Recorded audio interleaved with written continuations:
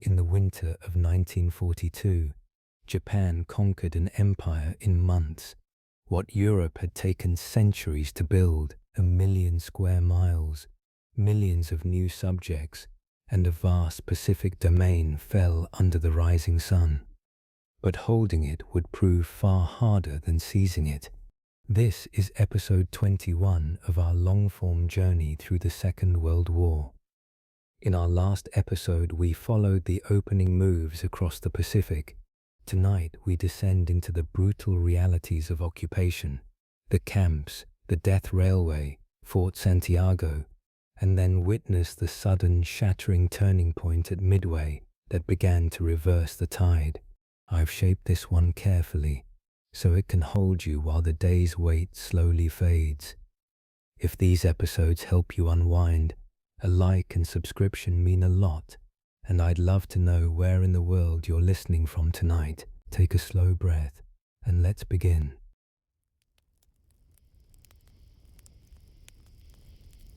In less than half a year, Japan had taken what the great colonial powers of Europe had spent centuries assembling. The Dutch, the British, the French, each had pressed their flags into Southeast Asian soil across generations, building their empires slowly through trade and treaty and force. Japan had swept it all aside in a matter of months. More than 1 million square miles of land now answered to Tokyo. Nearly the entire western expanse of the Pacific Ocean had been absorbed into Japan's dominion. Emperor Hirohito's empire had grown by more than 150 million subjects in a single breathtaking campaign. And beyond those subject populations, more than 500,000 European and American civilians had been taken, along with close to 150,000 military prisoners. The victors were elated. In quieter moments, they were also bewildered. Holding an empire, governing its people, extracting its wealth, maintaining order across thousands of miles of open ocean requires a different kind of effort than seizing one. The machinery of conquest had been built entirely for speed, and speed was what it delivered. What followed was something no one in Tokyo had fully prepared for. Part of the difficulty was logistical. The distances were staggering. A ship departing Yokohama for Singapore covered nearly as many miles as a vessel crossing from New York to Liverpool. Those supply lines, stretching thin across open water, were vulnerable from the start. Crucially, the Japanese Navy had failed to organize its merchant fleet into protected convoys, a failure that would prove increasingly costly as the task of hauling raw materials back to the home islands grew more urgent. But the deeper problem was administrative. Colonial management requires a specific kind of expertise, people who understand local law, local custom, the rhythms of trade, the structure of labor, the particular sensitivities of communities shaped by centuries of their own history. Japan had little experience preparing such people. In Manchuria and occupied China, the military had assumed direct control, and it had been taken for granted that the same arrangement would serve wherever Japan's forces arrived.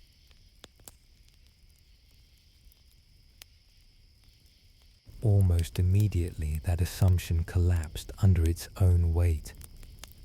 Technicians were needed to staff banks, run factories, supervise mines and plantations.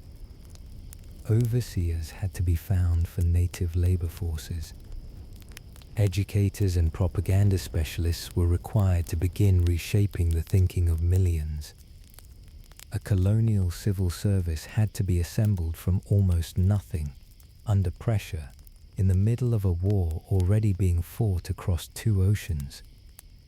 The men dispatched to fill these roles were often poorly suited to them. They arrived carrying the condescension of a culture that had little interest in understanding what it had taken. The diversity of Southeast Asia, its faiths, its languages, the intricate social arrangements developed across centuries, proved far beyond the reach of administrators who lacked both the training and the temperament to engage with it honestly. Faced with complexity they couldn't navigate, they defaulted to intimidation. Within weeks of their arrival, many of the Southeast Asians who had celebrated the departure of their European rulers began to sense that the change in masters had not improved their circumstances. In Thailand, which had surrendered without resistance and received something approaching polite treatment as a result, the disenchantment still arrived. A Thai observer put it plainly. When his people laughed, he said, they did so with all their doors and windows open. The Japanese smiled with their teeth clenched. The military in the field answered to Tokyo, and Tokyo had granted its commanders almost unlimited discretion, authority over communications, finance, trade, industry, food, and raw materials. Any resistance from whatever quarter could be dealt with at the commander's discretion. Prisoners of war, foreign nationals, local populations, all fell within the scope of that authority, and all were subject to whatever judgment a particular officer chose to exercise on a particular day. The machinery of conquest had been built for speed. It had no mechanism for wisdom. Consider what that absence meant in practice. In other colonial administrations, the Dutch, the British, the French, there existed, however imperfectly, a bureaucratic apparatus that had grown up alongside the territories it governed. Records were kept. Policies were debated. There were people whose careers depended on the administered territories functioning well enough to be productive. None of that existed in Japan's new empire. The administrators who arrived were largely ignorant of local customs and traditions, had no incentive to learn, and operated under a military authority that had been given discretion over everything and asked to account for nothing. The result was a kind of improvised governance that satisfied no one. The local populations who had hoped for genuine liberation discovered instead that they had exchanged one set of foreign rules for another, sharper set. The Japanese commanders in the field, facing the daily reality of governing millions of people with insufficient staff and no coherent policy, defaulted to the only instrument they had been thoroughly trained to use.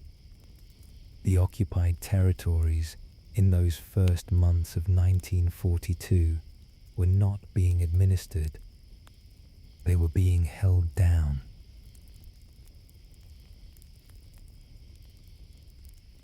When there is no one to answer to, the worst instincts find room to breathe.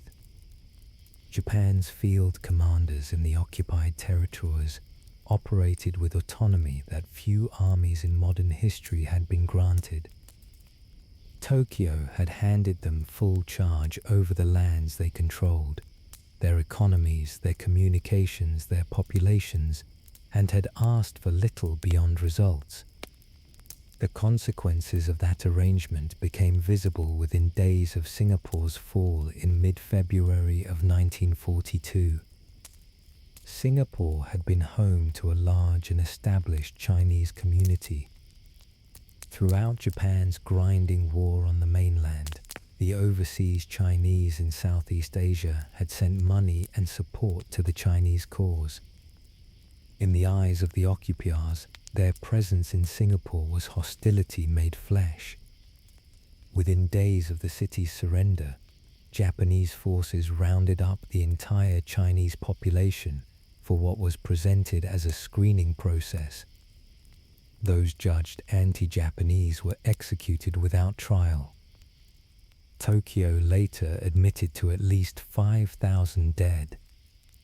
The killings were overseen by the Kempeitai, Japan's military police, and what made them especially terrible was the arbitrariness of how targets were chosen. Some were identified by hooded informers planted in so-called identification parades. Others were condemned because they had tattoos. In Japan, tattoos were associated with criminality. Among the Chinese community, they were ordinary decoration. The Japanese made no distinction. A mark on a man's arm was sufficient. Some were shot where they stood. Others were beheaded or bayoneted, or taken out into the harbor on boats and pushed into the water. Some were marched to beaches and ordered to wade into the shallows, where machine guns waited at the waterline.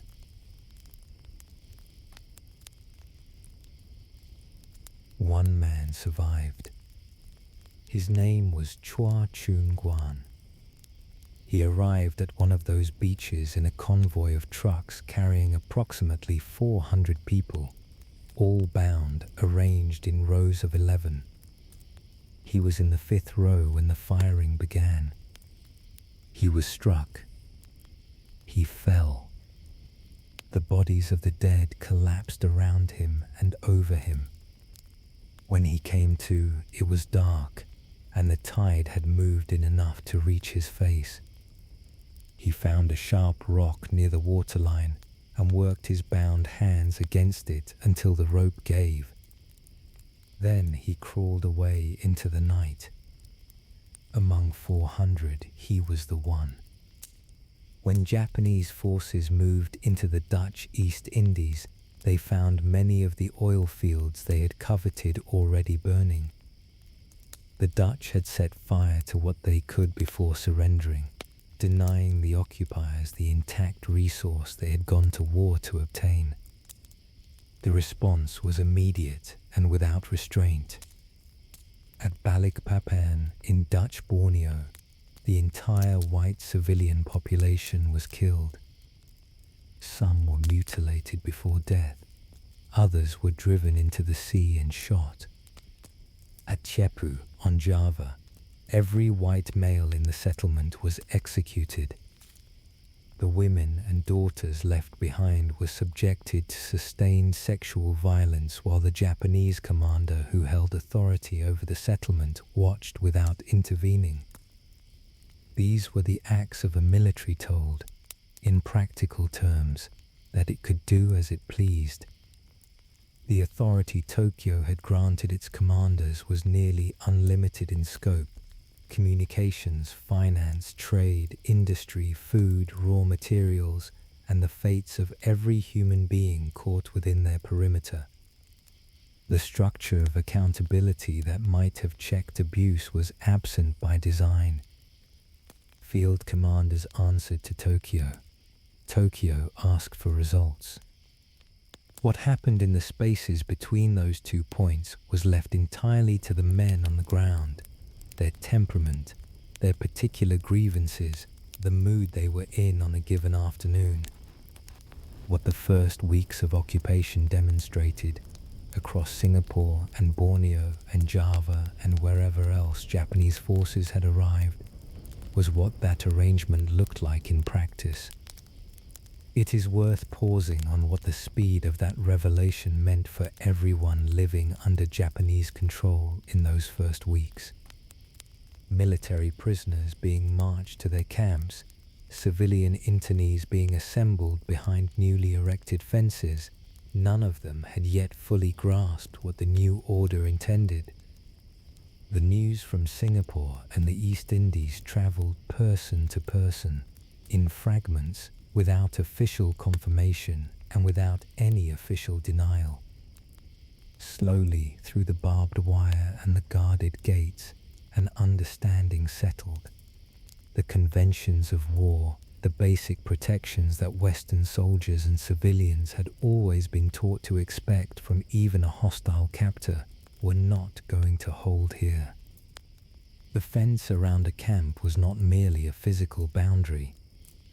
It was the edge of a world where different rules applied, or where the only rule was whoever stood closest with authority and the mood they happened to be in.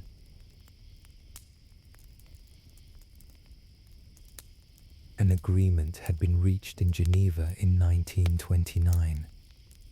It was detailed, humane, and widely observed among the Western nations at war. Captured soldiers had the right to food and shelter, the right to medical care, the right to have their names and addresses transmitted home so that waiting families would know they were alive.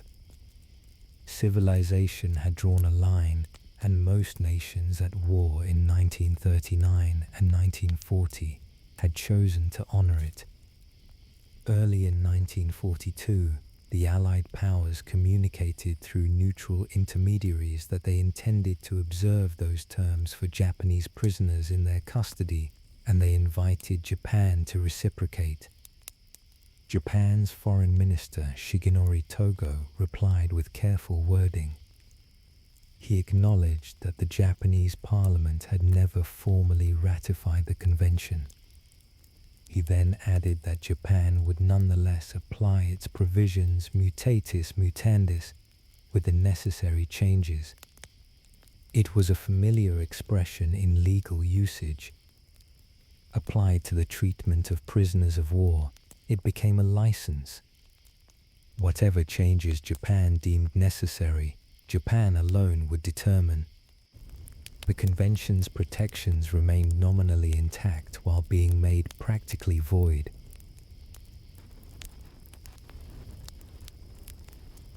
In place of Geneva, Japan applied a code centuries older than any international treaty. Bushido, the way of the warrior, had shaped the Japanese military's understanding of honor and duty across generations. At its center was a conviction that compassion and weakness were difficult to distinguish from one another, and that a soldier's deepest obligation was to die before being taken. Surrender was a disgrace so complete it reached backward through a soldier's entire life, tainting everything that had come before. This wasn't philosophy confined to old texts. It had immediate practical consequences. A soldier too badly wounded to fight understood he might be killed by the medical officer of his own unit. Hospitalized men, sick, broken, no longer able to contribute, were considered spent. The hand grenade placed into a bedridden man's hands was not a gesture of despair. It was a direct instruction. The men who fell into Japanese captivity in 1942 carried none of this framework with them. They had survived, and they were relieved to have done so. They understood their capture as an ordinary misfortune of war, a condition that carried its own protections and a reasonable expectation of decent treatment until hostilities ended. They asked that their names be sent home, as the Geneva Convention entitled them to do. To their captors, this single request said everything about these men that needed saying. They had chosen to live when death was available to them. In the eyes of the code, that choice had unmade them. The collision of these two worldviews, one that treated survival as reasonable, one that viewed it as permanent dishonor, established the conditions inside every camp, on every work detail, in every exchange between guard and prisoner across Japan's empire. It was not a misunderstanding that better communication might have bridged. It was a fundamental disagreement about what a human life was worth once a battle had been lost, and no interpreter alive could have closed that distance. Japan maintained roughly 300 prisoner-of-war camps across the conquered territories and the home islands. What happened in them was shaped by that disagreement, modified by the temperament of whoever held authority within a given perimeter, and by the pressures of a war that grew harder with each passing season.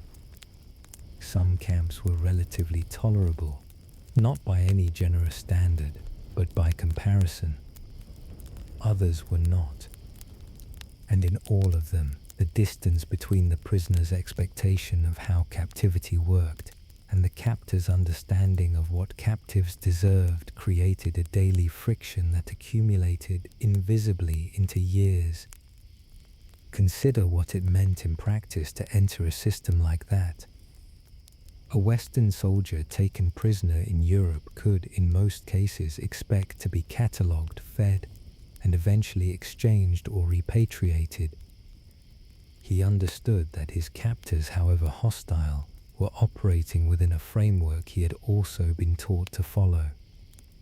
He knew the rules, at least in broad terms. The men captured in the Pacific in 1942 arrived at their camps with those same expectations and found them useless. The rules they had been taught did not apply. The rules their captors were operating under were invisible to them, expressed primarily through punishment and almost never explained.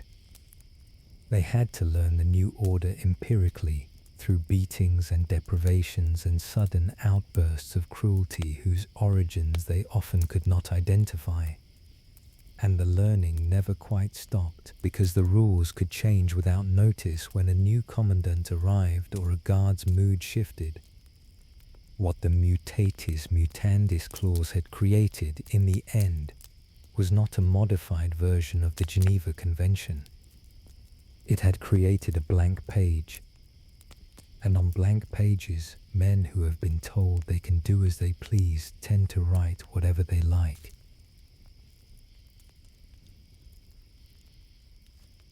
Japan maintained roughly 300 prisoner-of-war camps scattered across the conquered territories and the home islands, and no two of them were quite alike. A prisoner transferred from one to another might have found the experience so different as to seem like entering a different war entirely. This was perhaps the most disorienting aspect of captivity, the impossibility of establishing any stable expectation. What one commandant overlooked on a Tuesday, another might treat as an infraction demanding immediate physical correction. At Zensuji in Japan, where the defenders of Guam eventually arrived, prisoners received worn Japanese army clothing and a weekly ration of 30 cigarettes. Bleak, but quietly so. At Bandung in Java, Dutch prisoners operated a canteen that served steaks with onions, a detail that would have seemed hallucinatory to men held elsewhere. At Changi on Singapore Island, supervision relaxed so completely on certain imperial holidays that a group of Australians once walked out through the main gate, set up a roadside stand, and spent the afternoon selling gasoline from a hidden supply at $5 a gallon. They collected several $1,000s before anyone intervened. These were the better moments. They were not representative.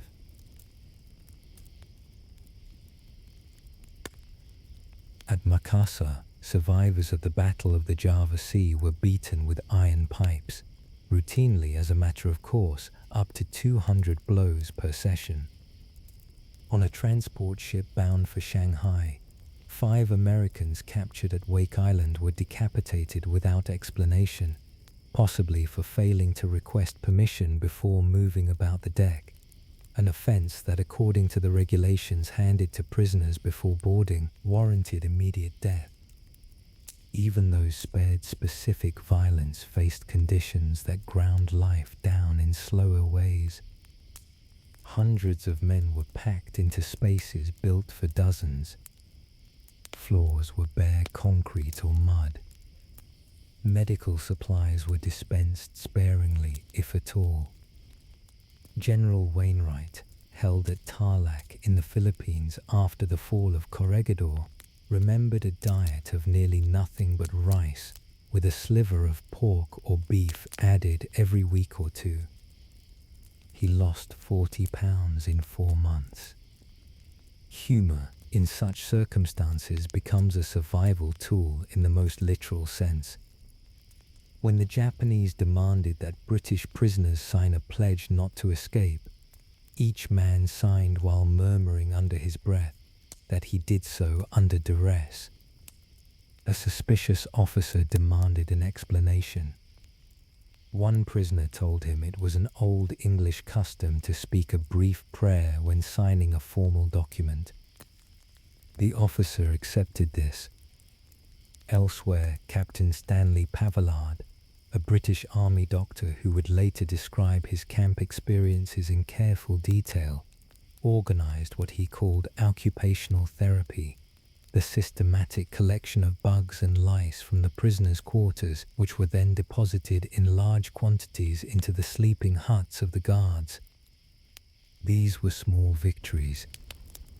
They required courage of a particular kind, the courage of men who had almost nothing left, and chose to spend a little of it on defiance that their captors would never recognize as such. Toward the summer of 1942, Pavillard and his companions were told they would be moved north to rest camps in the mountains of Malaya. Better food, better sanitation. The administrator said these things with what Pavillard apparently found a convincing sincerity. They were moved north, as promised, into the steaming vine-tangled jungles along the Thai-Burmese border beside a river called the Kwai Noi. What awaited them there had nothing to do with rest. Something else was happening in the camps that is worth noting, something that runs against the grain of the suffering and is perhaps more remarkable for that. In certain camps, the absence of any Japanese-imposed program had an unexpected effect. The prisoners built their own. Not as an act of optimism, exactly. More as an act of refusing to dissolve. At Palembang jail in Sumatra, language classes ran in 8 languages simultaneously: Dutch, English, Malay, Spanish, French, German, Russian, and Japanese. An engineering association held technical symposia.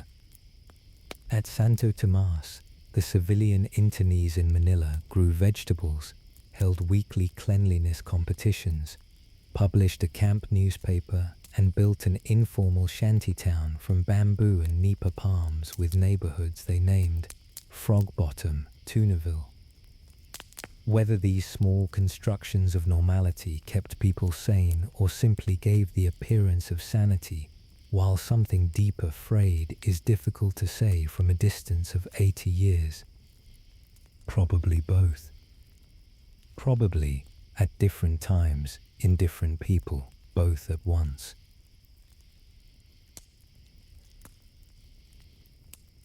Japan needed a railway, and the men who would build it had not volunteered for the work. The sea lanes between Bangkok and Rangoon had grown increasingly dangerous as Allied forces extended their reach, and the threat to Japanese shipping was serious enough to demand an alternative.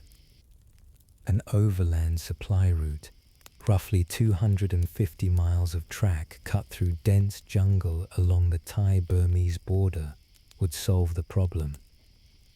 The labor required would be drawn from the prisoner population and from a large force of conscripted native workers. Back in 1907, among the 41 nations that had signed a pact at The Hague, Japan had agreed that military prisoners would not be compelled to perform excessive labor or labor directly connected to the war effort. The Thai-Burmese Railway was of obvious strategic importance to Japan's military operations. Both conditions of the agreement were violated before a single rail was laid. Ernest Gordon had commanded a company in the Argyll and Sutherland Highlanders before ending up at a camp called Chunkai. What he recorded of his experience there remains one of the most direct accounts of what the railway cost the men who built it.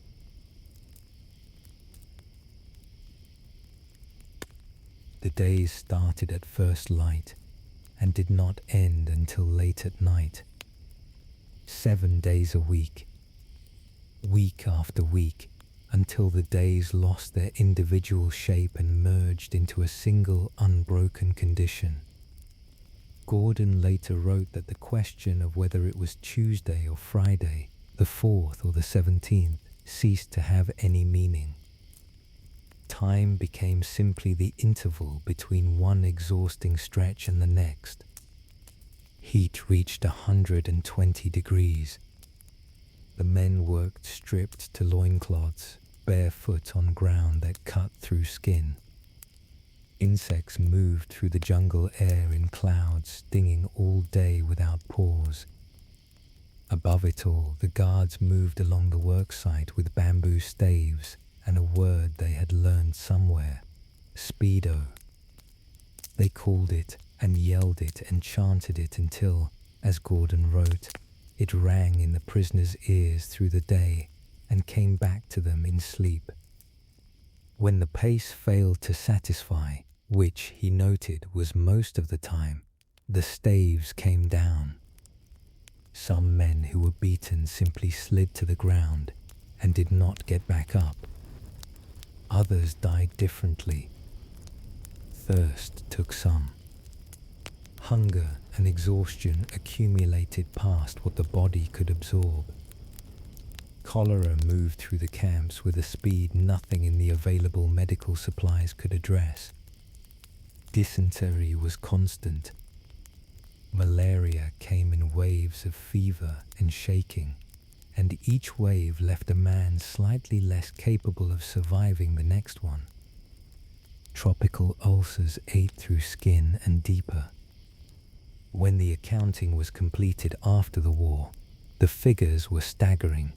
Approximately 1/3 of the 46,000 Allied prisoners employed on the railway died during its construction. Among the 150,000 native laborers conscripted alongside them, the rate was close to half. Each mile of the 250-mile line cost an estimated 64 Allied lives and 240 native lives. The Japanese reckoned that 1,000 of their own soldiers had died in the effort as well. What those numbers mean beyond their arithmetic is harder to hold. There was no single catastrophic event to point to. Just the daily accumulation of men going to work before dawn, returning after dark, enduring what the hours between offered, then doing it again. Some men reached a point from which recovery was no longer possible, and that point arrived differently for each of them, at a different beat, a different stretch of track, a different morning when the staves came down.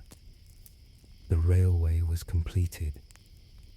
Trains ran over it. The supply lines functioned. And when the war ended, what later became famous as a work of fiction, the bridge on the River Kwai, turned out to have its roots in something that no novel, however carefully written, could fully hold. There is one other thing worth saying about the railway, something that tends to get lost in the statistics. The men who built it knew at some level what it was for. They understood that the track they were laying under the staves of Japanese guards would carry Japanese supplies to Japanese soldiers fighting to hold ground against the Allied forces that might eventually come to free them. They were building the instrument of their own continued captivity, mile by mile, in heat and disease and exhaustion, and there was nothing they could do about that except keep moving and stay alive long enough for the calculation to reverse. Some did. Many didn't. The ones who survived carried the railway with them for the rest of their lives in ways that don't show up in any accounting.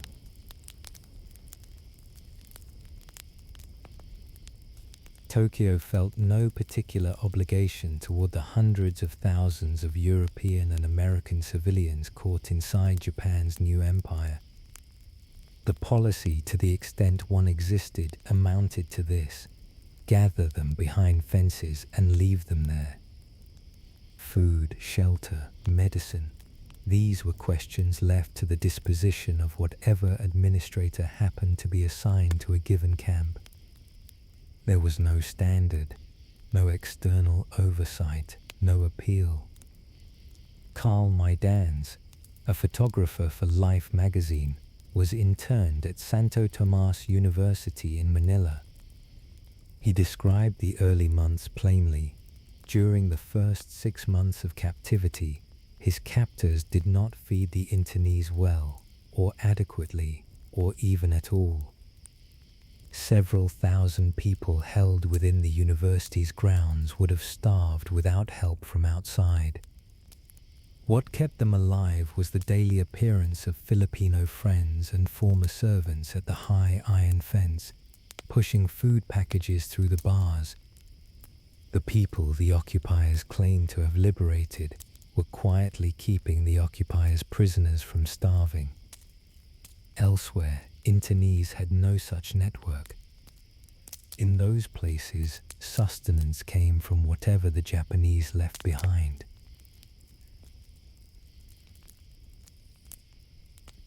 The physical conditions varied, but the underlying deprivation was consistent. A Singapore prison built for 600 had been packed with more than 2,800 British civilians. In Borneo, 33 women and children, among them the writer Agnes Newton-Keith and her young son, were quartered in a decaying quarantine station near a leper colony that the British government had previously used to house incoming Asian migrants. Keith wrote afterward that the state of the building was a form of justice, retribution on Europeans for having ever allowed such a place to exist for anyone at all. Medicine was scarce. Clothing wore out. Adequate shelter was the exception. And through all of it ran something harder to measure than physical deprivation, the particular weight of captivity on the sense of self. Maidans described lying awake at night, taking his own interior inventory. Defeat he had expected. Confinement he had expected. What caught him off guard was the loss of dignity, the way that captivity over time stripped away the small daily acts through which a person maintains their own self-respect. It pressed most heavily, he said, not as pain, but as absence. A strange irony emerged from the Japanese failure to impose any program on the camps. Because nothing was provided, the internees built their own structures from whatever was available. Teachers taught. Engineers held symposia. Doctors improvised. At Santo Tomas, people grew vegetables, held weekly cleanest quarters competitions, published a camp newspaper called Internews, staged variety shows, and constructed a bamboo and nipa shantytown with subdivisions they named Frog Bottom, Tunaville. Whether this constituted resilience or simply the human compulsion to organize against chaos is a question each person inside the fence probably answered differently. What never fully lifted was the shadow of the Kempitai. Searchers arrived without warning.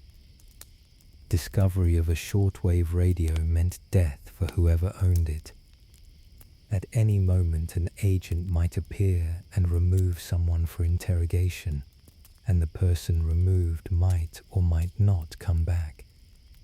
The camp's internal life, its newspaper, its gardens, its variety shows, existed always against this backdrop. Joy and fear inhabited the same enclosed space, and everyone had learned to hold both at once. At Manila's Fort Santiago, which lay only a few miles from Santo Tomas, the architecture of that fear was visible in its purest form. Built in the 16th century to serve the Spanish Inquisition, and designed from its foundations for the systematic extraction of compliance from the powerless. The fort had been taken over by the Kempeitai and put immediately to use. The internees at Santo Tomas and the other civilian camps knew something of what happened to people taken there, even if the details arrived in fragments and whispers. They knew that the Kempitai's methods were not gentle. They knew that interrogations could last for days. They knew that people came back changed or didn't come back at all. That knowledge lived inside the camp alongside everything else: the gardens, the newspaper, the bamboo neighborhoods, the daily routine of improvised normalcy, and it shaped the texture of each day in ways that no inventory of conditions could quite capture. To be interned under Japan was not simply to be confined. It was to live inside a particular kind of uncertainty, the uncertainty of a person who knows the worst is possible, has seen evidence of it, and does not know when or whether it will arrive for them specifically. That uncertainty, sustained across months and years, leaves marks of its own.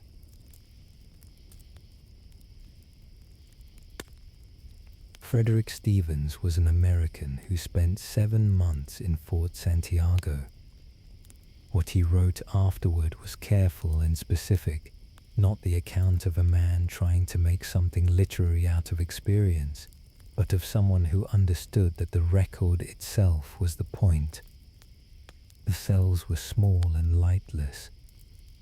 More than a dozen people were sometimes compressed into a space 10 feet by 10, a room in which no one could lie down, in which standing, hour after hour and then day after day, became a form of suffering distinct from anything most of them had encountered before.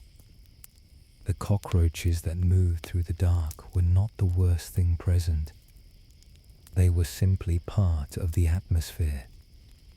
Interrogations followed methods that had been practiced with some care.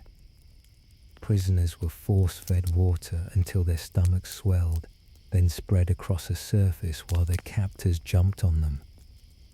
Others were hoisted from the floor by wrists bound behind their backs, lifted until only their toes could reach the ground, and left hanging like that for hours, beaten and kicked in the interval, with no way to shift the weight on their shoulders or arms.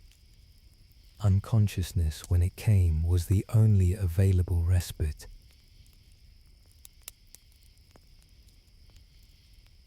Stevens recorded one incident without embellishment. An interrogator, moved by some irritation Stevens could not identify, cut a piece of skin from Stevens' hand and required him to eat it. The other men in the room laughed. At night, the fort was full of sound. Stevens described it: the moaning of men managing what had been done to them, the clanging and dragging of leg irons across stone, the quiet weeping of those who had held themselves together through the day and found they couldn't continue after dark. Now and then, through the thick walls, a voice recited scripture, the psalm that has expressed human abandonment across more centuries than Fort Santiago itself has stood. My God, why hast thou forsaken me? Fort Santiago was an extreme version of something distributed more thinly across the entire occupied territory. The Kempeitai operated throughout the empire, and their presence functioned as a constant low-level current of dread, seldom fully active, never fully absent. For civilian internees, it meant that searches could arrive without warning, that a confiscated radio could mean death, that a neighbor's interrogation might reach back and touch you. For military prisoners, the threat was more physical, more immediate, woven into the daily conduct of guards who could act on it whenever they chose. What Fort Santiago clarifies, in stripping everything down to its essentials, is the nature of authority without accountability. The question of what was permitted had been answered simply, whatever served whoever held power. The question of what was forbidden had an equally simple answer. Anything that resembled resistance, including merely appearing to think about it. Stephen survived. He wrote it down. The fort is still standing in Manila. The dungeons are still there. Some things are worth recording exactly as they were. It is worth staying with the Stevens account a moment longer because it captures something that the broader historical record, with its statistics and its strategic analyses and its clean narrative arcs, tends to flatten. The experience of Fort Santiago was not primarily about geopolitics. It was about what happens in a 10 by 10 cell in the dark, when the people responsible for what happens there know that no one is going to ask them to account for it. What Stevens described was not extraordinary within the context of what Japan's military police were doing across the occupied territories. That is the most disturbing thing about it. The cockroaches, the suspended wrists, the laughter at a piece of cut skin, these were unremarkable. They occurred in the middle of an occupied city, in a building anyone could find on a map, in plain institutional daylight. No one was hiding anything. No one needed to. That kind of violence, systematic, casual, conducted in the open, depends on more than cruelty. It depends on a structure in which cruelty has been made permissible from the top down, so thoroughly and so clearly that the people performing it have no reason to imagine they will ever be called to answer for it. The structure Tokyo created in its occupied territories in 1942 was exactly that kind of structure. Fort Santiago was where it was most visible. But the same logic lived in every camp, every checkpoint, every enforced bow along every occupied street. It was the architecture of the entire occupation, expressed in stone.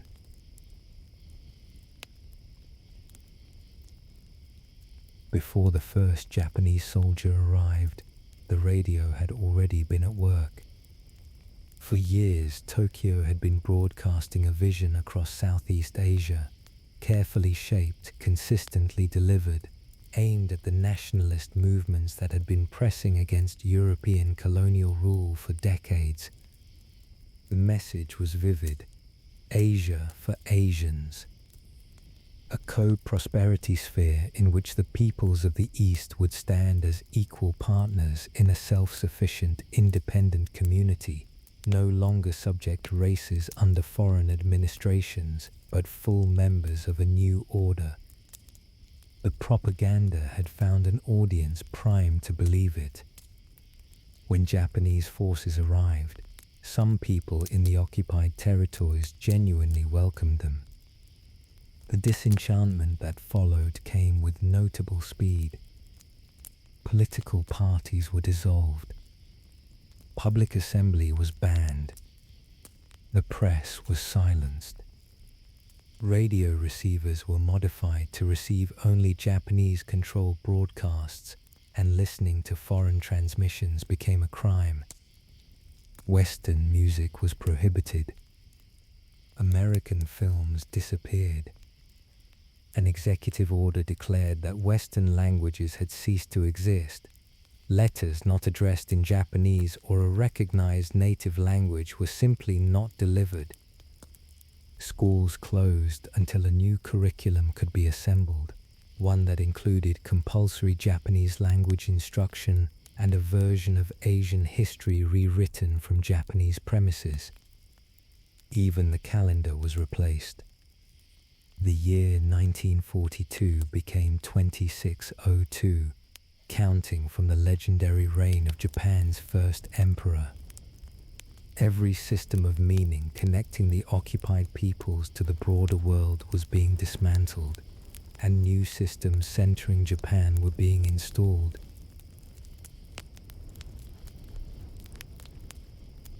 For ordinary people navigating daily life under occupation, the weight was constant. Identification cards had to be produced at checkpoints throughout the cities. Out-of-city travel required special passes. In many areas, armbands were compulsory, color-coded indicators of how much trust the Japanese authorities assigned to the wearer. Failure to bow to a Japanese soldier invited a slap, and that slap carried a specific cultural resonance across the region that the Japanese either didn't understand or didn't care about. Throughout Southeast Asia, it was a deeply degrading form of correction, particularly among Filipinos. Indonesia's Muslim population faced the additional indignity that the bow required removing their headwear. Guards sometimes knocked their skull caps away with rifle butts before the bow could begin. The co-prosperity sphere acquired a new name in the private language of homes and shops, the co-poverty sphere. Japan's great industrial conglomerates, the zaibatsu, absorbed the most profitable enterprises in the conquered territories. What remained went to smaller Japanese trading syndicates. Native entrepreneurs found that the space for their businesses had simply closed. Wages fell. In the East Indies, the daily rate dropped to half of what it had been under Dutch administration. Simultaneously, inflation surged as Japan's southern region's development bank flooded the territories with currency backed by nothing. Filipinos called it Mickey Mouse money, and a satchel of it could buy a single banana. Food supplies tightened. Consumer goods grew scarce. In Rangoon, surplus rice rotted on the docks while people in the Philippines went hungry. In Batavia, warehouses stood full, food reserved exclusively for the Japanese, protected by armed guards. When desperate residents broke in, the Japanese response was theatrical. The entire city's population was assembled. Some of the offenders were beheaded in public, and the severed heads were displayed on poles. In the language of Tokyo's broadcasts, this was liberation. In the private language of the occupied, spoken carefully and only where it was safe, it had another name, and everyone understood what it was. Japan's one genuine success in the occupied territories was accidental. In searching for local collaborators to staff its puppet regimes, Tokyo reached into the existing nationalist movements, and in doing so gave those movements exactly the organizational experience they needed to eventually overthrow whoever happened to be governing them. Japan had intended to harness those forces. What it had done, without realizing it, was train them. A fiery young Burmese radical named Aung San was among the first to discover how Japan actually valued its collaborators. Before Pearl Harbor, Japanese intelligence agents had secretly recruited Aung San and a group of his compatriots, known as the 30 Comrades, trained them in jungle warfare on Hainan Island and brought them back to Burma with the invading Japanese forces as the nucleus of a Burma independence army. Japan had promised a free Burma once the British were expelled. The 30 Comrades kept their side of the arrangement. By the time Rangoon fell, the Burma Independence Army had grown to nearly 30,000 men. Within a few months, the Japanese disbanded it entirely, swept Aung San aside, and installed a group of old-line Burmese politicians to front a Japanese occupation government. In the Dutch East Indies, Japan's approach was more sophisticated. It brought an immensely popular young nationalist named Sukarno out of Dutch-imposed exile and put him in front of the archipelago's expanded radio network in city squares, from singing towers through loudspeakers in distant villages, to extol the Japanese and condemn the Allies. Sukarno did this, and while doing it, managed to slip past the censors the language of Indonesian nationhood that Tokyo most wanted suppressed. The Japanese detested the terms Indonesia and Indonesians, which implied a unified nation. They preferred the divisive implications of natives of Java and natives of Sumatra.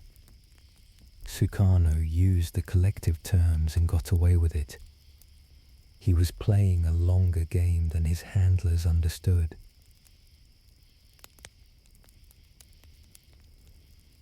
The Philippines presented Japan with a situation that no other conquered territory replicated, and it demanded a different kind of reckoning from everyone caught inside it.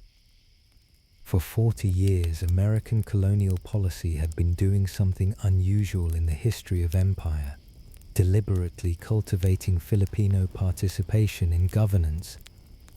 The process had been patient and sustained, producing by the early 1940s a functioning political class, experienced, well-connected, practiced in the actual business of administration.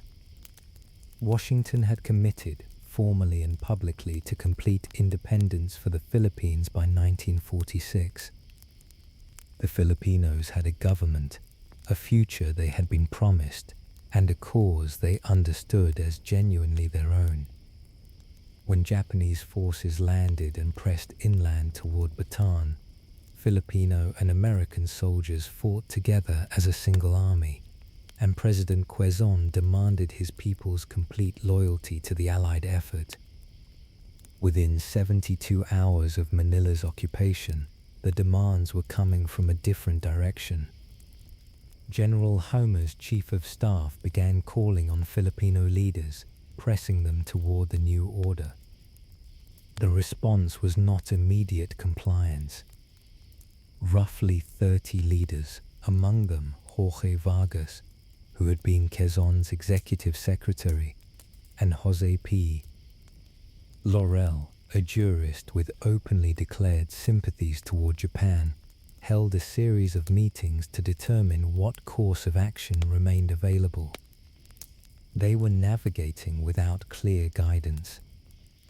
At Quezon's final full cabinet meeting before his departure to Corregidor, Laurel had asked directly, how were those left behind supposed to deal with the Japanese without crossing into treason?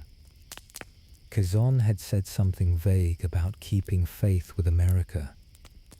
A remark attributed to General MacArthur was also circulating, that those remaining should comply with what was asked of them, with one absolute exception: they must never take an oath of allegiance to Japan.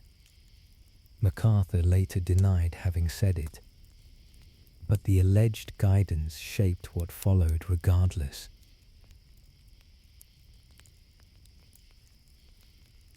On January 23rd, the assembled leaders delivered a letter to Homer pledging cooperation to the best of their ability.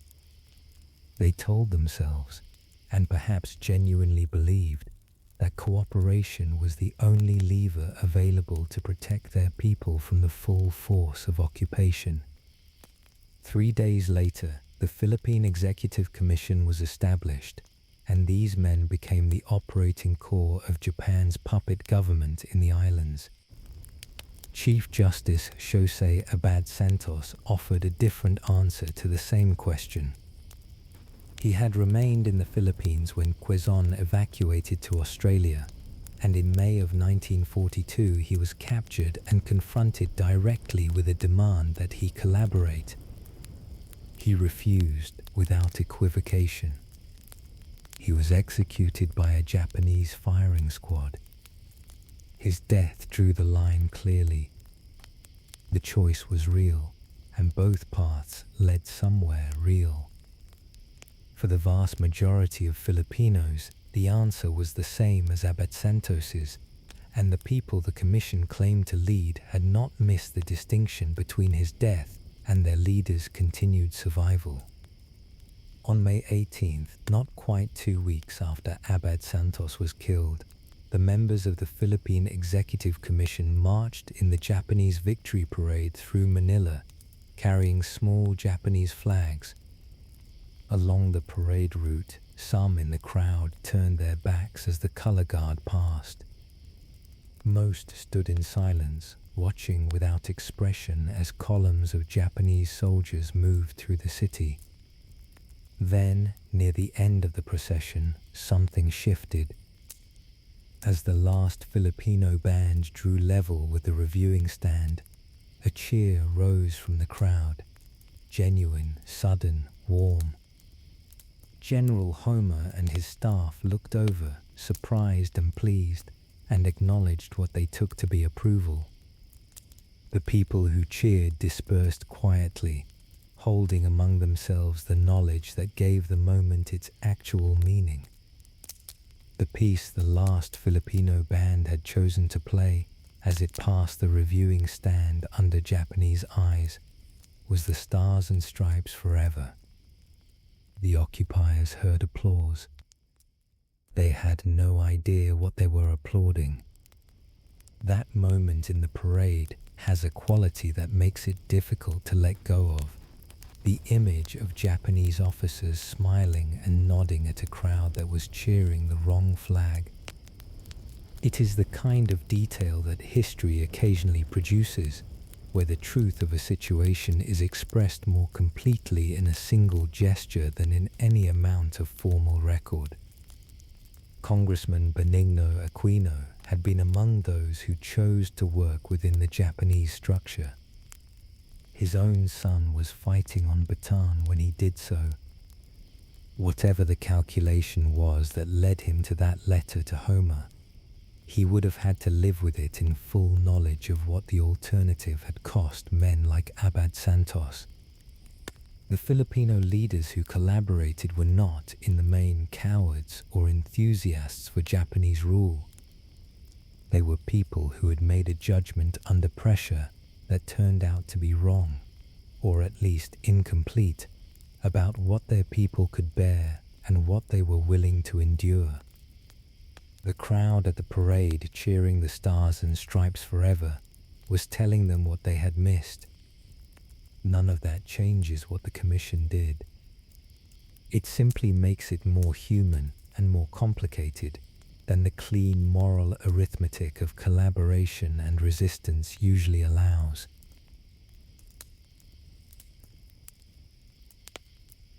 The room behind the steel door at Pearl Harbor's 14th Naval District did not look like the kind of place where wars turned. Windowless, below ground, buried under drifts of paper on every horizontal surface, it looked less like a naval intelligence operation than like a place where important documents went to get lost. The man who worked there wore a faded red smoking jacket and carpet slippers.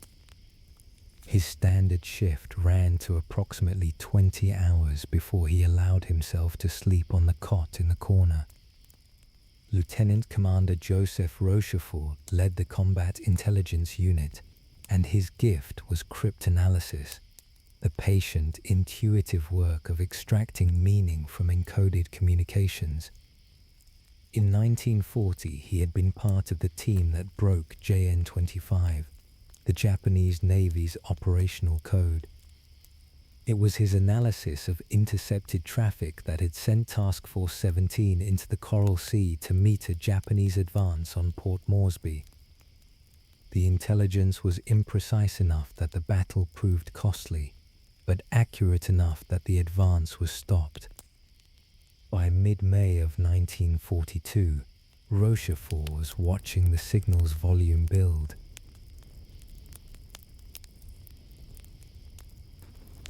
The quantity of Japanese radio traffic, independent of its content, told the story. That level of operational chatter, the communications of a force preparing to move, indicated something large was being assembled.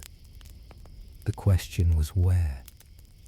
In the intercepts, a two-letter designator kept appearing in context, suggesting it was the name target, AF. Whatever AF was, it was the objective. Early in the war, Rochefort recalled, the Japanese code had used letter groups beginning with A to identify Pacific locations. R had meant Pearl Harbor. AG had meant French frigate shoals, where Japanese seaplanes had refueled from submarines during an earlier reconnaissance operation.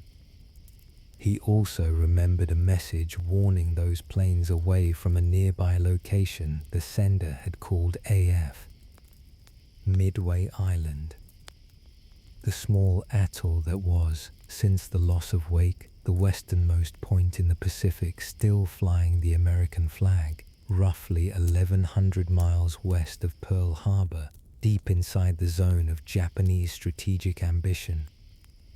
Rochefort's superiors were skeptical, with some reason. Before Pearl Harbor, Japan had maintained strict radio silence to protect its intentions. Why broadcast openly about another major operation now? And a substantial portion of the recent traffic pointed toward the Aleutian Islands, letters groups associated with locations in the chain. Some believed the Aleutians were the real target, offering Japan a foothold toward Alaska and eventually the West Coast, with Midway as a feint designed to pull American attention westward. Rochefort proposed a test. With Admiral Nimitz's approval, Midway was instructed to broadcast an unencoded message in plain language, reporting that its freshwater distillation plant had broken down.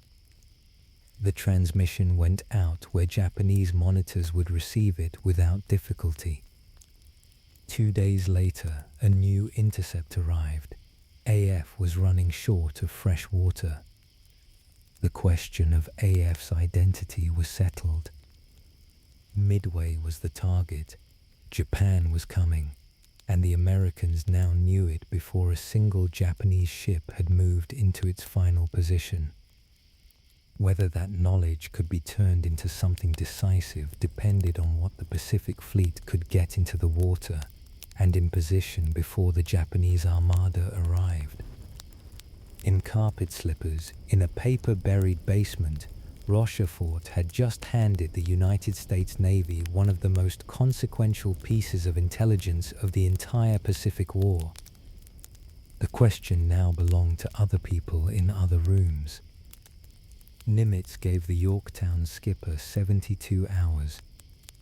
The Yorktown had limped into Pearl Harbor on May 27th, trailing a 10-mile oil slick, her captain estimating 90 days of repair work needed. Nimitz told him he had 72 hours. The repair crews worked around the clock in shifts that blurred into each other, and when she sailed on May 30th at the head of Task Force 17, she was not fully repaired, but she could fight, and for the moment, that was what mattered. The Hornet and the Enterprise had arrived on May 26th, recalled from the South Pacific on Nimitz's direct orders. Yamamoto's intelligence placed both carriers near the Solomon Islands. They were not near the Solomon Islands. They were at Pearl Harbor, refueling.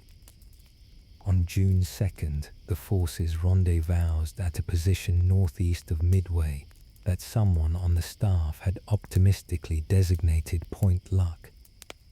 Selected officers had been shown a document prepared by Nimitz's chief intelligence aide, Lieutenant Commander Edward Layton, a remarkably precise forecast of the coming battle, the direction from which Nagumo's carriers would approach, the approximate distance from Midway at which they would first be sighted. One officer who read it could not believe it had been assembled at a desk in Pearl Harbor. "That man of ours in Tokyo," he said, "is worth every cent we pay him." War. There was no man in Tokyo. There was a man in carpet slippers in a basement at Pearl Harbor, and a message about a broken water filtration plant and 2 days of patience. That was what it had taken.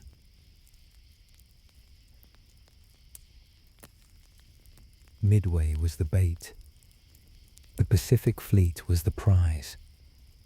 Japan's strategic logic in the spring of 1942 was not complicated.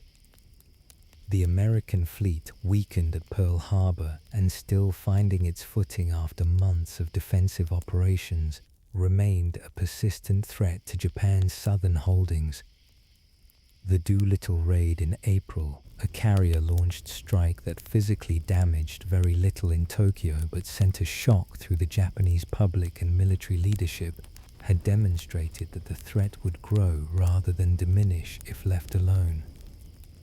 The Pacific Fleet had to be drawn into a decisive engagement and destroyed before it could be rebuilt into something Japan could no longer manage.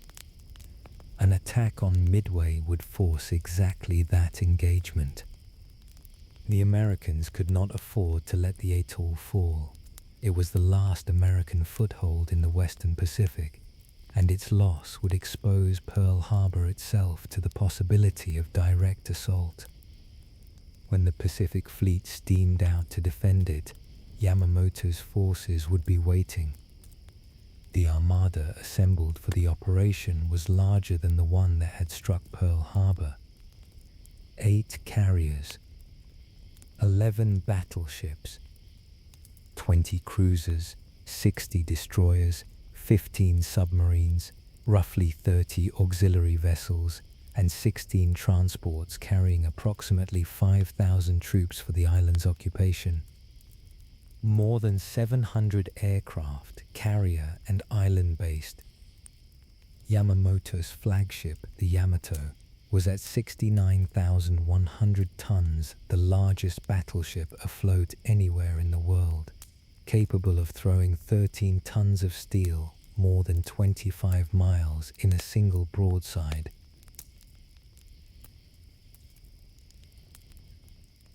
The deployment was layered and sequenced in the style Yamamoto favored.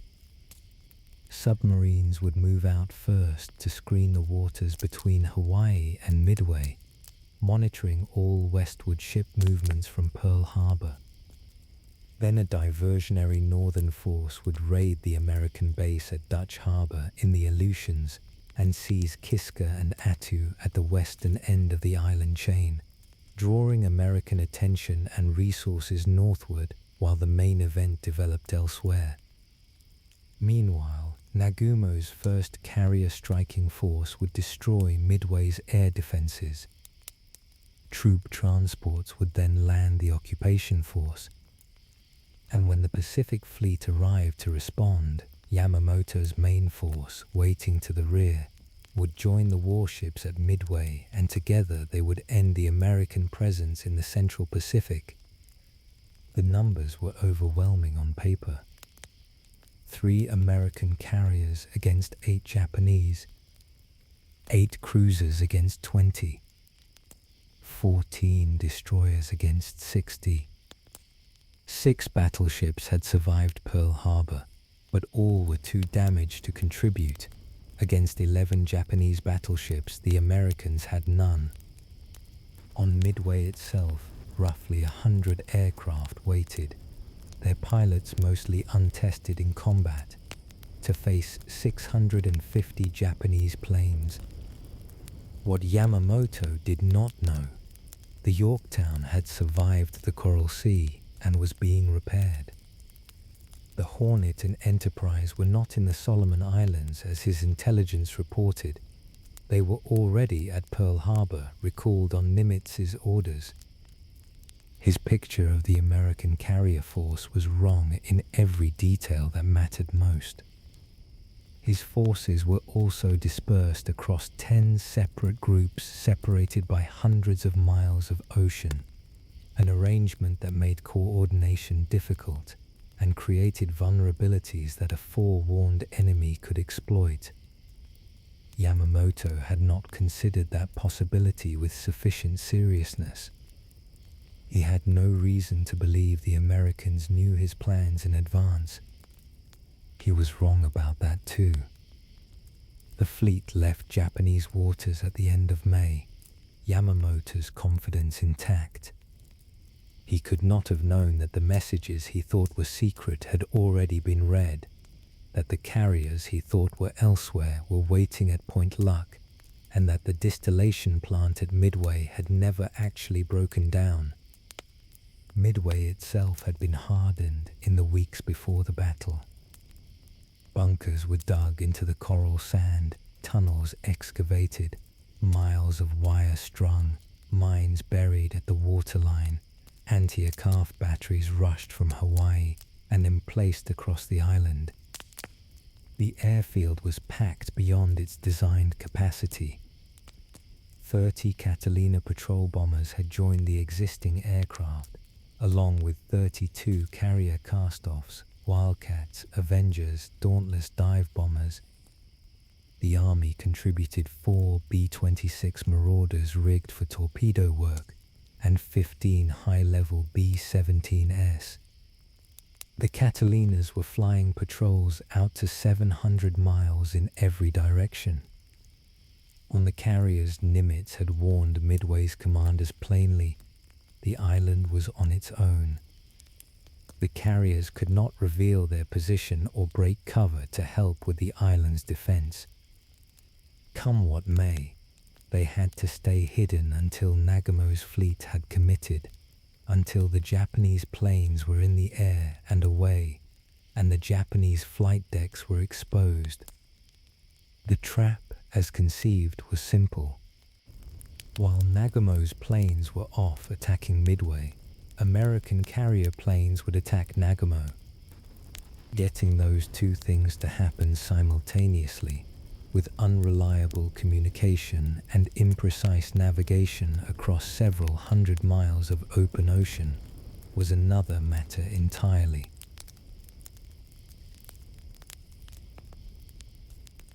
In the ready rooms of Nagamo's first carrier striking force, the morning of June 4th began with ceremony. The pilots ate dry chestnuts and drank cold sake, traditional fare for warriors before battle. Then the carrier ritual, alarms, the Akagi turning into the wind, loudspeakers calling the pilots to their planes, engines starting one after another until the sound became a single continuous roar across the flight deck. At just after 5 in the morning, 108 aircraft lifted away from the 4 carriers and banked toward Midway. At 5:34, Lieutenant Howard Adey, flying a Catalina out of Midway on patrol, spotted the Japanese carriers and radioed back. At 5:53, Midway's radar picked up the incoming strike force 93 miles out. Within 20 minutes, every aircraft on the island was airborne. The bombers heading toward the Japanese fleet, the fighters climbing to intercept. Nagumo's planes swept over Midway like a moving wall. The anti-aircraft batteries fired back, and some Japanese aircraft burst into flames. But the bombs fell. The seaplane hangar and a fuel dump exploded. The powerhouse, dispensary, and water plant were wrecked. 24 defenders died, 18 were wounded. When the last Zero completed its strafing run and disappeared out to sea, the runways were still intact, and the anti-aircraft batteries were still firing. The flight leader, Joichi Tomonaga, radioed back to Nagamo. A second strike was needed.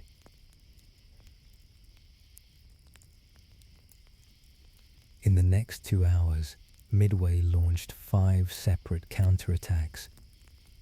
7 of 10 American torpedo planes went down. 8 dive bombers were lost. Not one had scored a hit on a Japanese ship. Nagumo was satisfied, and he ordered the torpedo bombers he had been holding in reserve armed against the possibility of enemy ships, to be rearmed with bombs for a second strike on the island. The work would take about an hour. At 7:28 in the morning, a Japanese search plane completed the last leg of its patrol and reported 10 enemy surface ships. At first, this seemed like confirmation that the trap was working as designed, the Pacific Fleet rising to the bait. Then a sharper concern surfaced.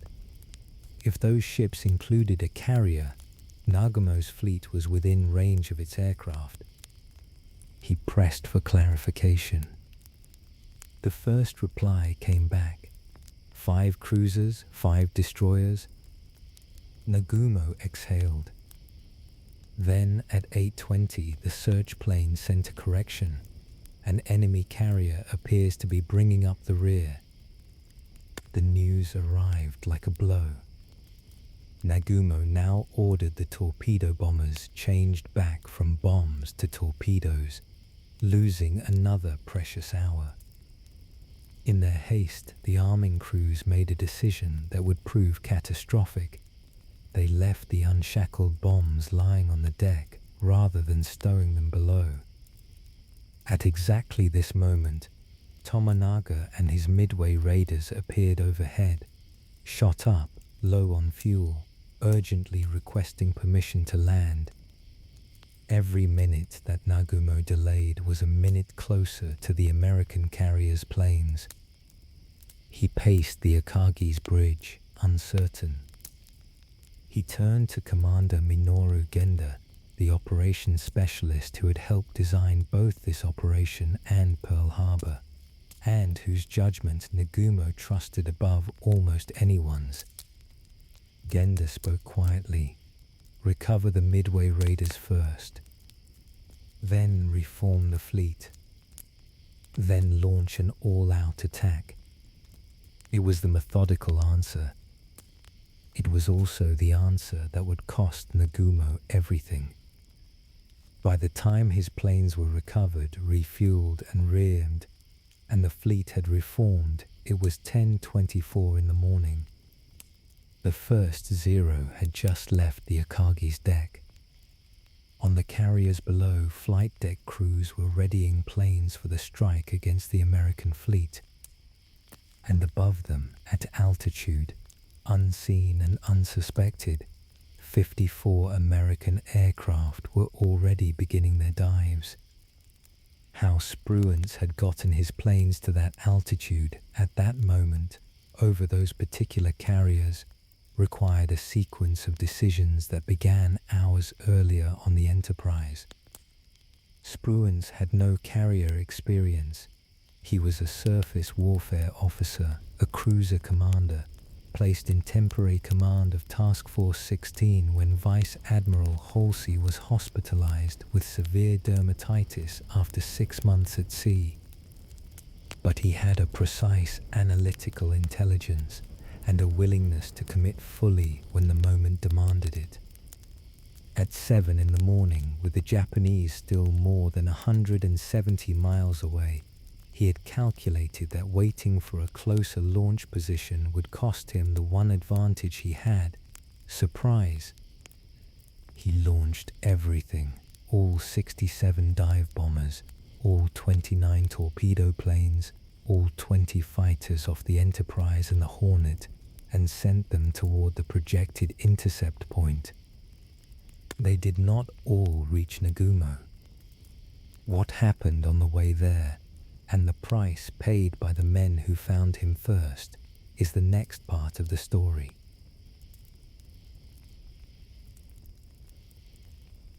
The torpedo squadrons found Nagumo.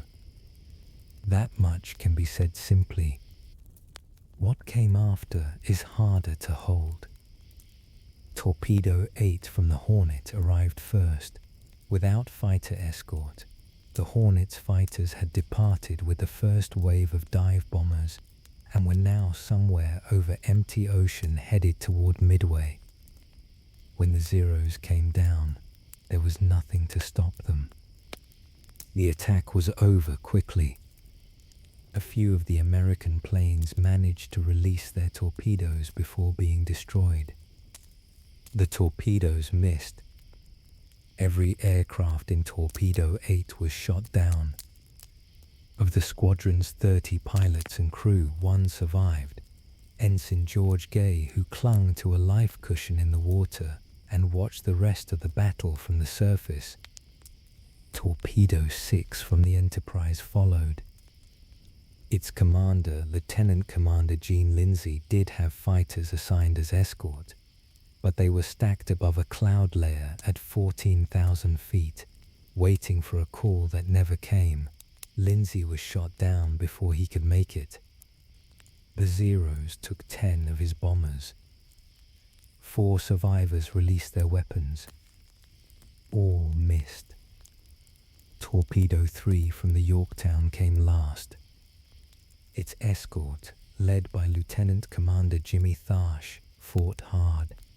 Tharsh later described the engagement as being like the inside of a beehive, with Zeros coming from every direction.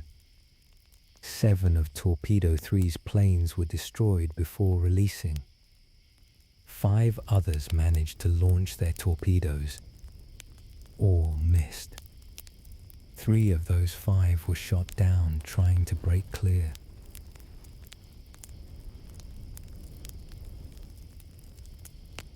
Three squadrons, dozens of aircraft, most of the crews. No hits. It is worth pausing on that arithmetic without rushing to the next part of the story, because the standard telling of Midway can make the torpedo squadron's sacrifice seem like prologue, something that happened before the important part. That framing misses what was actually occurring in those minutes. The Zeros that destroyed Torpedo 8 and Torpedo 6 and most of Torpedo 3 were doing so at sea level, drawn down from altitude by the attacks they were defending against.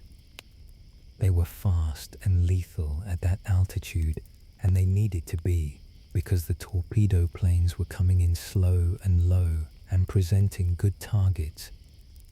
What the Zero pilots and Nagumo's lookouts were not watching, because the torpedo attacks were demanding their complete attention, was the sky above them.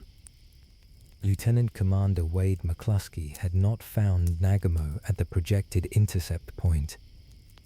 He had turned away from Midway on instinct and gone searching, following the white wake of a lone Japanese destroyer heading northeast at speed. The destroyer led him to the fleet. When he arrived over Nagumo's carriers and looked down at the flight decks lined with planes and the Zeros maneuvering at sea level and the empty sky above, the opportunity was obvious. At 10:22 in the morning, McCluskey gave the order to attack. The men of Torpedo 8, Torpedo 6, and Torpedo 3 had not lived to see this. Most of them had not survived the attacks they had just made. They had gone in knowing, or at least suspecting, the odds, and the odds had been accurate. What they had done, without being able to know it, was clear the sky. This is the kind of thing that military history struggles with, the gap between what participants could have known and what actually happened.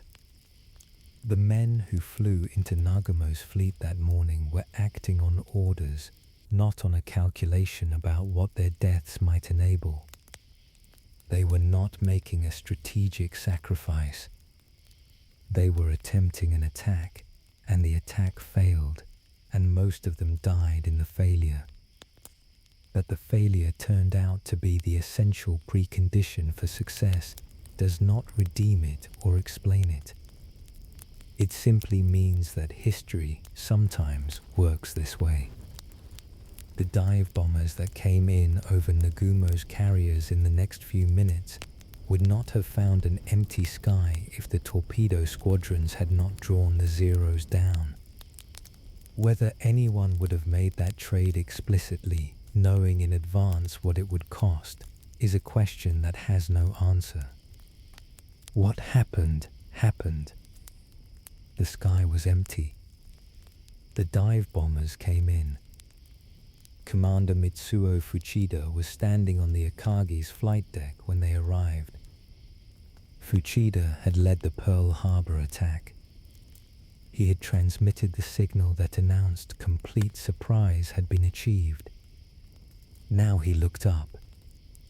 Dark shapes were separating from the planes above him, dropping with a stillness that seemed briefly peaceful before the physics of the situation became unavoidable. He scrambled for cover, leaping between deck levels, and broke both ankles in the effort. What happened next took approximately 5 minutes.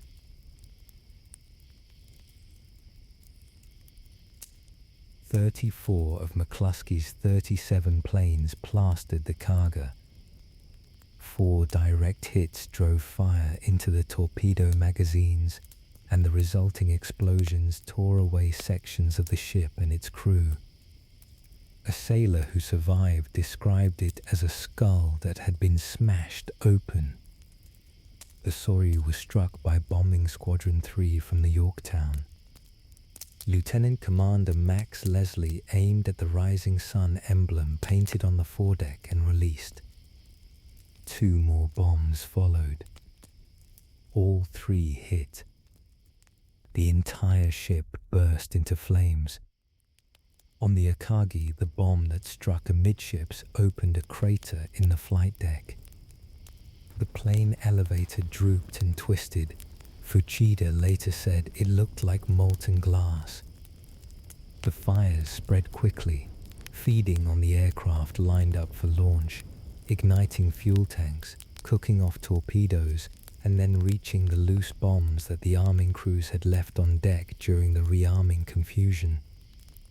Those bombs began to explode. Firefighters were killed where they stood. An officer burst onto the bridge through smoke, reporting that all the passageways leading below were on fire and that the only exit from the bridge was by rope through the window. Nagumo stood on the bridge and stared at the fires. In a long career commanding warships, he had never lost one. An aide finally reached over and gently took his hand. Nagumo nodded. A rope was lowered from the leeward side. He descended to the burning flight deck, made his way to the anchor platform, and stepped into the launch that would carry him away from his flagship.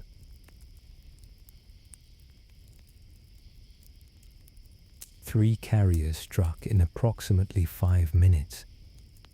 The Akagi, the Kaga, the Soryu, 3 of the 4 carriers that had attacked Pearl Harbor, now burning in the Central Pacific.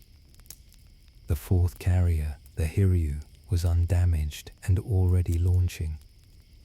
At 10:40 in the morning, 18 dive bombers and 6 Zeros left the Hiryu's deck.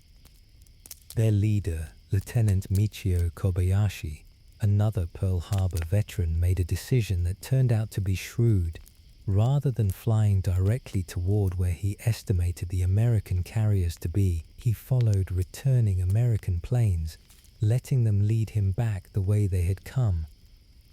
12 Wildcat fighters from the Yorktown's Combat Air Patrol fell on the formation from above at 30 miles out and shot down 10 of Kobayashi's bombers.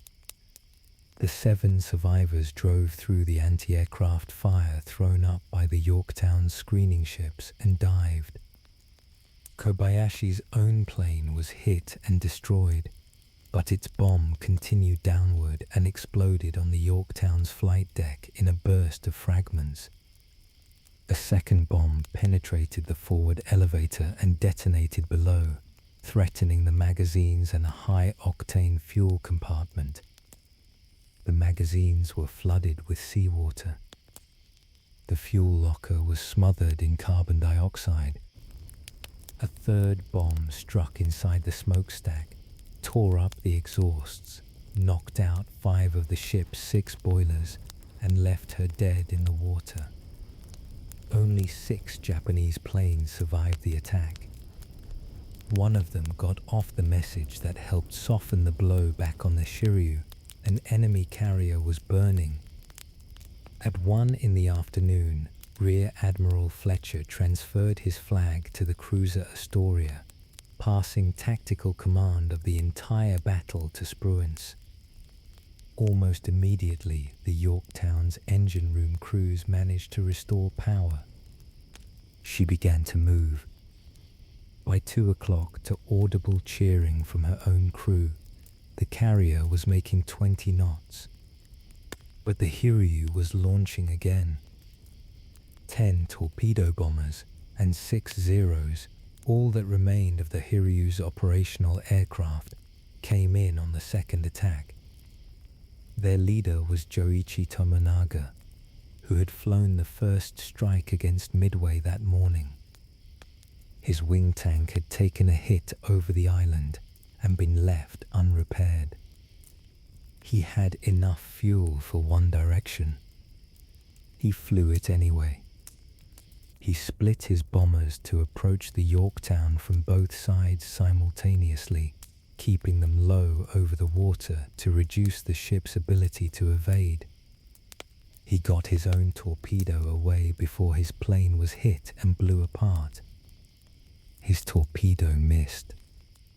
2 others found their mark, punching through the Yorktown's port side, rupturing fuel tanks, flooding compartments, knocking out power again. The carrier listed 17 degrees to port. At 3 in the afternoon, Captain Elliot Buckmaster gave the order to abandon ship. He walked through the darkened interior himself, satisfying himself that no one was left alive below, before stepping into the sea and swimming to an approaching launch. For 3 hours, American search planes had been hunting the Hiryu without success.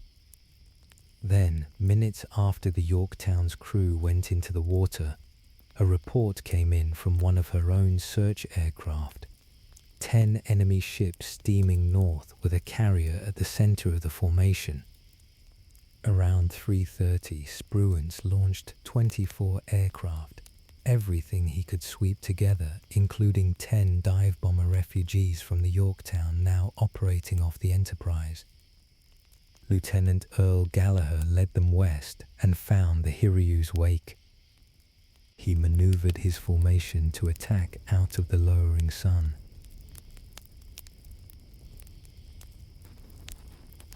As Gallagher's planes winged over into their dives on the Hiru, the last surviving Zeros of Nagumo's fleet came down after them.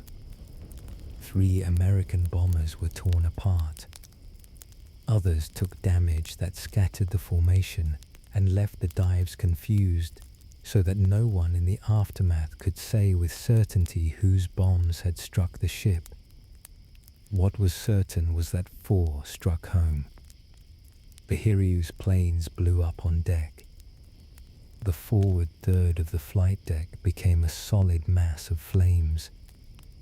For more than 7 hours, the crew fought to save her.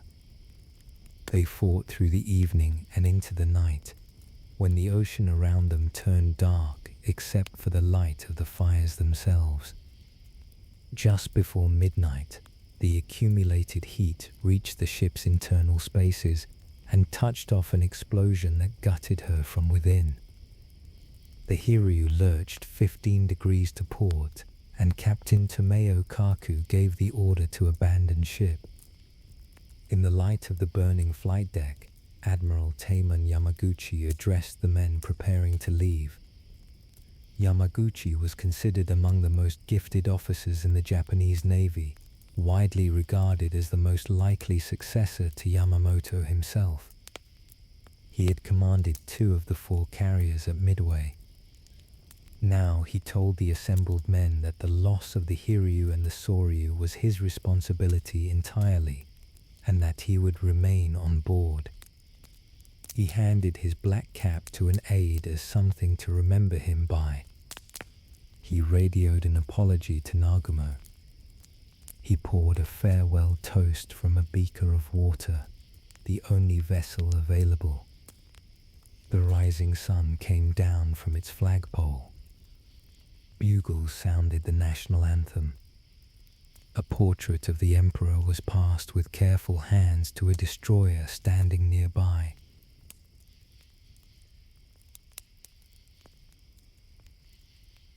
As the crew made their way off the ship, Yamaguchi issued his last order to the screening destroyers: torpedo and sink the Hiryu.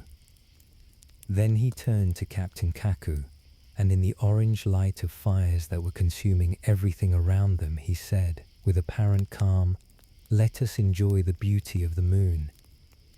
Yamamoto, still hundreds of miles to the west aboard the Yamato, had been receiving reports throughout the day. At noon, upon learning that 3 carriers were burning, he had begun issuing orders, a rapid reshuffling of every available force in an effort to reverse what was happening. The invasion force was to withdraw. Battleships would shell Midway's runways before dawn. All other warships, including the Aleutian force, were to converge on the American fleet. None of it could be executed in time.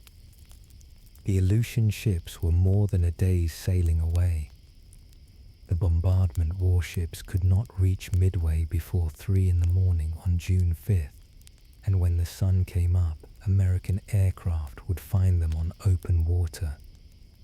At 2:55 in the morning, Yamamoto ordered all commands to consolidate several hundred miles to the west. He was heard to say, quietly, that the price was too high. His first message to the fleet read that the Midway occupation was cancelled. The fighting was not quite finished. On the morning of June 5th, the American submarine Tambor sighted a column of withdrawing Japanese warships. As the Japanese ships maneuvered to evade, the cruisers Mogami and Mikuma collided in the dark. The next day, Spruance's planes found them. The Mikuma was sunk. The Mogami so badly damaged she was out of action for more than a year. The Yorktown was still afloat, under tow, when a Japanese submarine found her alongside the destroyer Haman. Torpedoes sank the Haman immediately. The Yorktown took the hits and floated through the night. She sank the following morning, slowly, with the particular finality of something that has taken everything it could take.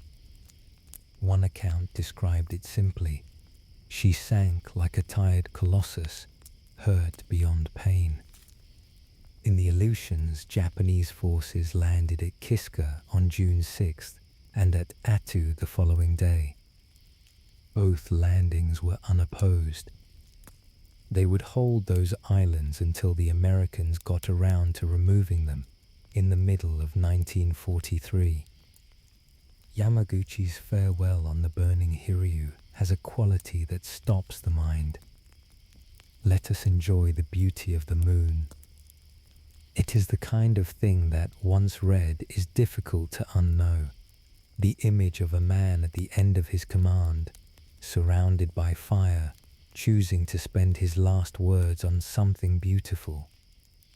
Whether it was courage or resignation, or simply the exhaustion of a man who had done everything he could and had nothing left to do but accept what was happening, it is impossible to say with certainty from 80 years away.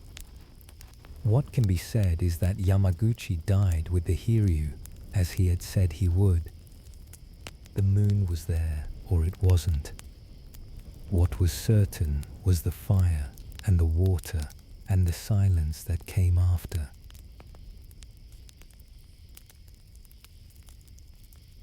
The full accounting of what Midway had cost Japan would not be understood clearly for years.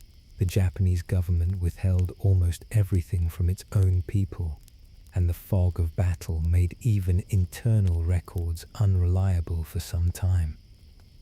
What became clear eventually was staggering. 4 carriers lost, 1 cruiser sunk, 322 aircraft destroyed, approximately 3,500 men killed, including 100 irreplaceable veteran pilots whose skill could not be quickly reproduced. The Americans had lost a carrier, a destroyer, 150 planes, and 307 lives. Those numbers sit in a particular relationship to each other. The Americans had suffered real losses. The Yorktown gone, Hammond gone, the torpedo squadrons devastated. But Japan had lost something that could not be replaced. The core of the carrier force that had made the opening months of the Pacific War possible. Yamamoto had brought 8 carriers to Midway. He was going home with 4 of them burning on the ocean floor. The Japanese people were told none of this. The Aleutian landings, Kiska and Atu, those isolated and ultimately useless fog-bound islands, were announced and celebrated. The defeat at Midway was not. The men wounded in the operation were returned home in secrecy, moved at night, carried on covered stretchers through rear entrances, kept in isolation.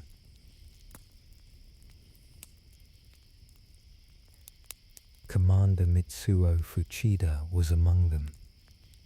He had been transferred from the Akagi, on which he had broken both ankles in the dive bomber attack, to a hospital ship.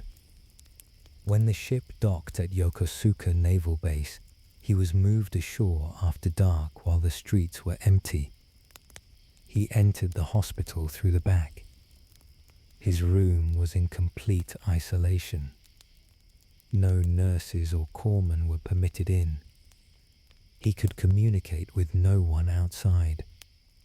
It was, he later wrote, like being a prisoner of war among his own people. Mamoru Shigemitsu, who would shortly become Japan's foreign minister, understood precisely what had happened and said so succinctly. At Midway, the Americans had avenged Pearl Harbor. He was right, though the avenging was only partly what mattered. What mattered more was what came after. Yamamoto would never return to the offensive on the scale he had operated before.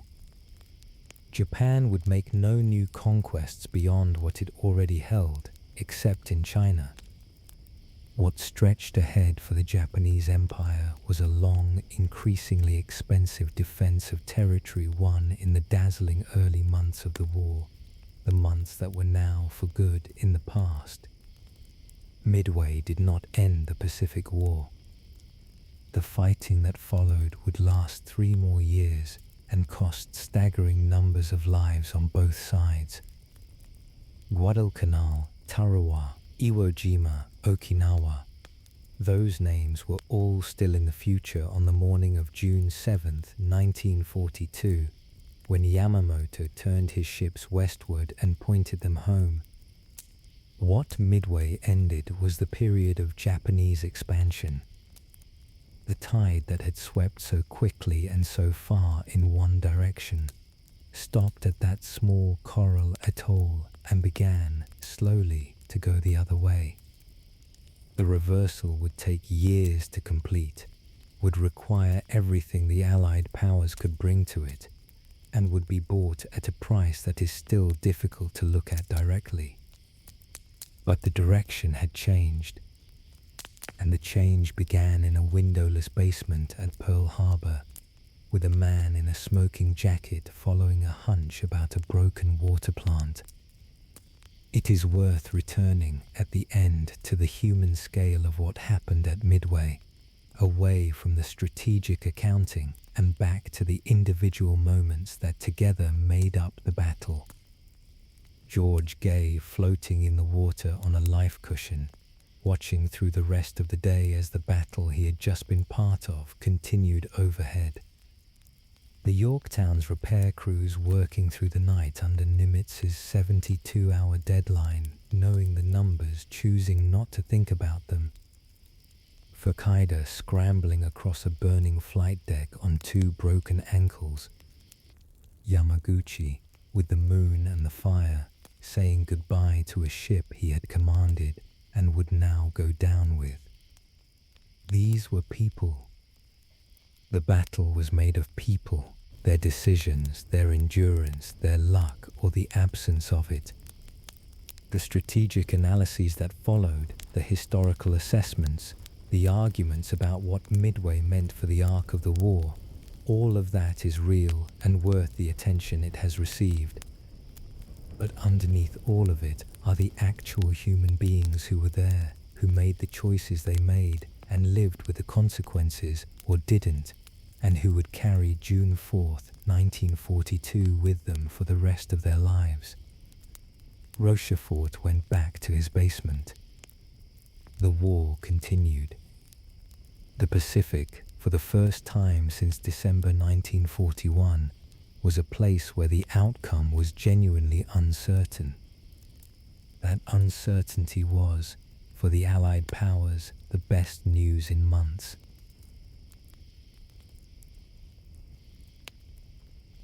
In the months that followed Midway, Japan's occupied territories settled into the routines of a long occupation. Not the dramatic first weeks of conquest and reprisal, but the grinding, daily reality of what it meant to be governed by a power that had no particular interest in the welfare of the people it governed. Across the empire, life organized itself around absence. The absence of familiar food, familiar goods, familiar wages. The absence of the news that had been available before the radio receivers were modified.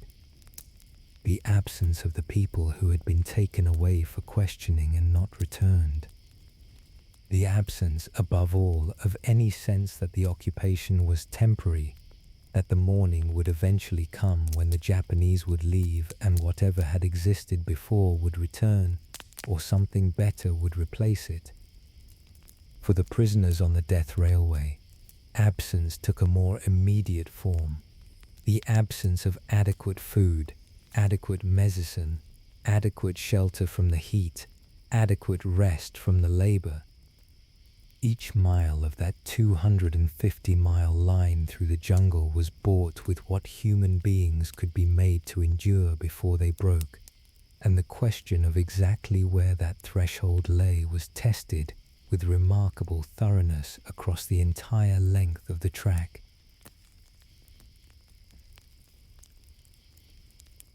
For the civilians behind the camp fences, the occupation settled into a rhythm of uncertainty and improvisation. Santo Tomas published its newspaper. Palembang jail held its language classes.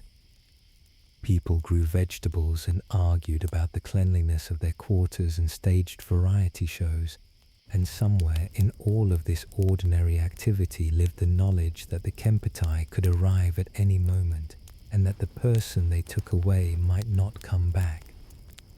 The nationalist leaders who had hoped to use Japan's arrival to advance their own causes, Aung San in Burma, Sukarno in the Dutch East Indies, were learning what Japan's collaboration actually offered, just enough rope to be useful and no more. Aung San's Burma Independence Army had been disbanded. Sukarno was on the radio saying things that his Japanese handlers thought served their purposes, while his compatriots heard the other meaning underneath. Both men were playing games with higher stakes than Tokyo had realized it was permitting. In the Philippines, the members of the Philippine Executive Commission continued to govern in Japan's name, and the vast majority of Filipinos continued to resist in whatever ways were available to them. A bad Santos was dead. The last Filipino band had played the Stars and Stripes Forever at the Victory Parade, and the crowd had cheered, and General Homer had smiled and waved. The gap between what the occupiers understood and what was actually happening never fully closed. This is perhaps the most enduring truth about Japan's occupied territories, the gap between the empire Japan believed it was building and the reality of what it had actually created. The co-prosperity sphere existed primarily in the radio broadcasts and official communications that described it. The co-poverty sphere, as the Filipinos had named it, was what people lived in every day. The war that Midway had turned, not ended but turned, would take 3 more years to resolve, and those years were full of a violence and suffering that no brief accounting can adequately represent.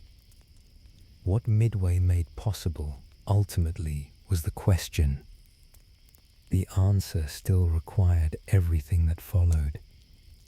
The occupied territories, the people behind the fences, the people on the railway, the people in the camps and the checkpoints and the villages where rice had been confiscated, would mostly wait. Some would not survive the waiting. Those who did would eventually see the occupation end, though not always in the way they had imagined, and not always with the independence they had been promised. History at this scale is slow. It moves the way the tide moves, inexorably but not quickly, and with no particular concern for the people standing in its path. Rochefort was reassigned after Midway, partly a victim of the institutional tensions his unconventional methods had created among his superiors in naval intelligence, some of whom had been skeptical of his AF identification and resented being proved wrong. He did not receive formal recognition for his role in the battle until decades later. The carpet slippers and the smoking jacket went back to wherever they had come from. Nagumo survived the battle and continued to serve, though he would never again command the kind of force he had led on June 4th. He died in 1944 on Saipan by his own hand as American forces closed in, the Bushido Code, in the end, offering him the same exit it had always required of others. Yamamoto did not survive to see the war's conclusion. He was killed in April 1943 when American P-38 fighters, acting on intercepted intelligence, the same kind of intelligence that had made Midway possible, shot down his transport aircraft over Bougainville. The intelligence had been good. The ambush was precise. Some patterns repeat.